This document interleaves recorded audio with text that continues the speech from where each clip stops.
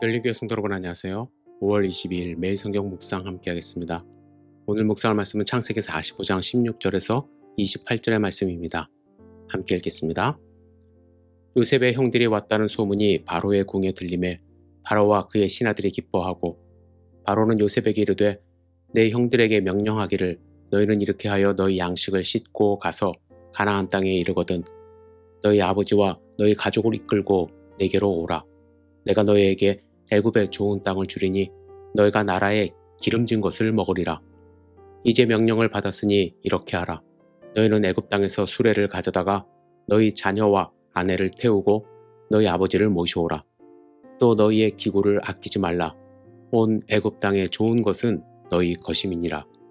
이스라엘의 아들들이 그대로 할세 요셉이 바로의 명령대로 그들에게 수레를 주고 길 양식을 주며 또 그들에게 다 각기 옷 한 벌씩을 주되 베냐민에게는 은 300과 옷 5벌을 주고 그가 또 이와 같이 그 아버지에게 보내되 수나기 10필에 애굽의 아름다운 물품을 실리고 암나기 10필에는 아버지에게 길에서 드릴 곡식과 떡과 양식을 실리고 이에 형들을 돌려보내며 그들에게 이르되 당신들은 길에서 다투지 말라 하였더라.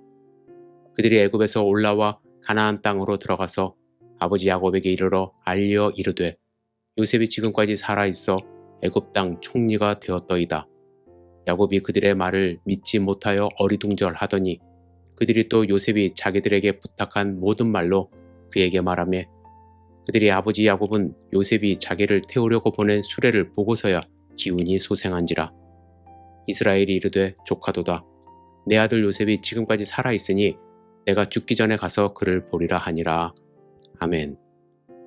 요셉이 형들을 만났다는 소식을 애굽 왕 바로가 듣고 바로와 그 신하들이 기뻐하는 말씀으로 시작을 합니다.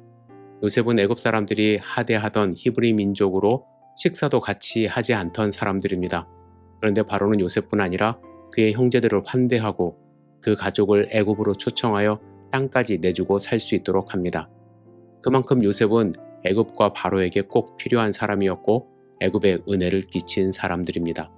그만큼 요셉은 애굽과 바로에게 꼭 필요한 사람이었고 애굽에 은혜를 끼친 사람입니다.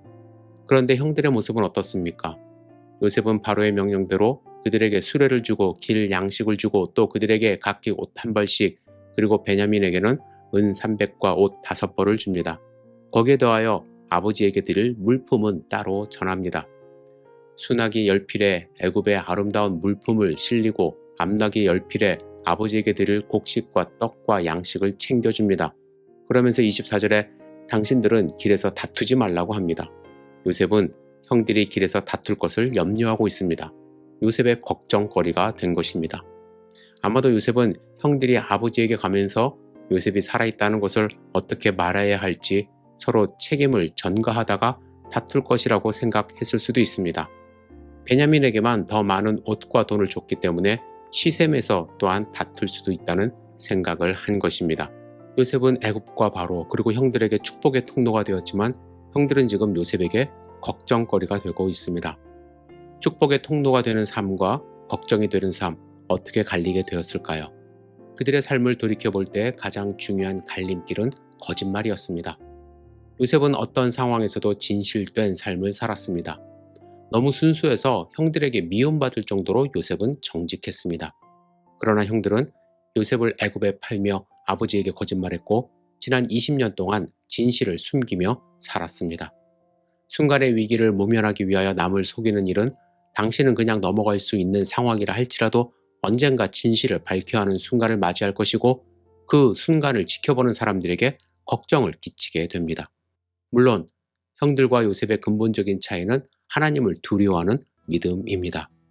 요셉은 하나님이 함께 하심을 믿고 있었기에 진실을 숨길 수 없었고 형들은 하나님을 두려워하지 않았기에 동생을 팔고 아버지를 속일 수 있었던 것입니다. 형들은 이제 진실을 말해야 하는 순간이 왔습니다.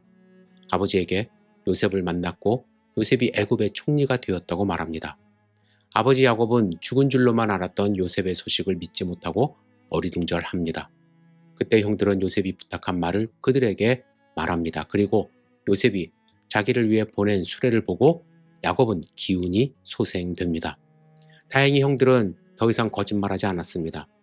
자신들이 경험한 것과 요셉이 말한 것을 그대로 아버지에게 말합니다. 아버지는 형들의 말보다 요셉이 보낸 수레를 보고 진실을 알게 되었지만 진실을 마주한 야곱은 다시 기온이 소생하여 요셉을 보기 위해 애굽으로 내려갑니다. 진실을 말하는 것이 쉬운 일 같지만 사실 순간적으로 찾아오는 거짓말의 유혹은 달콤합니다. 그러나 그 삶의 결과는 요셉과 그의 형들처럼 극명하게 갈리게 됩니다. 여러분, 축복의 통로가 되는 삶과 걱정이 되는 삶, 여러분은 어떤 삶을 사십니까? 하나님과 함께하여 진실된 삶을 살아가며 축복의 통로가 되기를 기도합니다. 우리 모두 요셉처럼 누구에겐가 하나님의 은혜를 끼치며 은혜를 함께 누릴 수 있는 삶 되기를 다시 한번 주님의 이름으로 축복합니다. 기도하겠습니다. 전능하신 주님, 하나님의 축복을 받아 그 축복을 함께 누리는 축복의 통로가 될 수 있도록 인도하여 주시옵소서. 남들에게 걱정을 끼치는 삶이 아니라 하나님이 함께 하심을 보여주며 그 축복을 누리는 삶을 살아갈 수 있도록 인도하여 주시옵소서. 오늘 어떠한 순간을 맞이하든지 내가 하나님의 자녀됨을 잊지 않도록 인도하여 주시옵소서. 예수님의 이름으로 기도드렸사옵나이다. 아멘.